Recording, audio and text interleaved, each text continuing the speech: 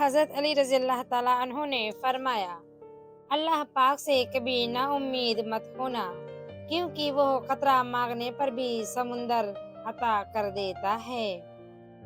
رسول اللہ صلی اللہ علیہ وسلم نے فرمایا، جب تم مریض یا مرنے والے کے پاس جاؤ تو بھلائی کی بات کہو، کیونکہ جو تم کہتے ہو فرشتے اس پر آمین کہتے ہیں۔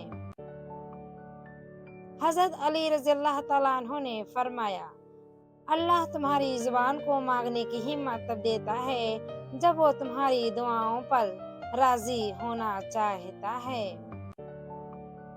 رسول اللہ صلی اللہ علیہ وسلم نے فرمایا، اللہ تعالیٰ فرماتے ہیں، میرے ذکر کے لیے وقت نکالو، میں تمہارے کاموں میں برکت عطا کروں گا، ورنہ دنیاوی کاموں کی کثرت تم پر اس قدر مسلط کر دوں گا کہ تمہیں فرصت ہی نہ ہوگی اور سکون سے محروم ہوگے۔ جب نماز میں غلطی ہوتی ہے تو اللہ کریم نے سجدہ سہو کرنے کو کہا ہے۔ غور تو کریں، نماز میں یہ طریقہ کار ہمیں کیا سکھا رہا ہے۔ جب بھی غلط ہو تو قبول کرو اور سجدے میں چلے جاؤ، وہ مٹا دے گا تمہارے گناہ اور ان کو حسنات میں بدل دے گا۔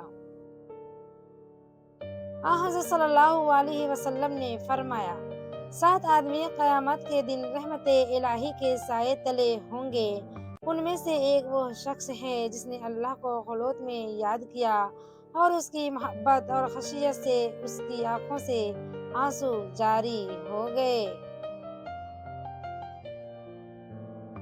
حضور اکرم صلی اللہ علیہ وسلم نے فرمایا، دنیا کی زینت 3 اشیاء ہیں، مال، اولاد، عورت۔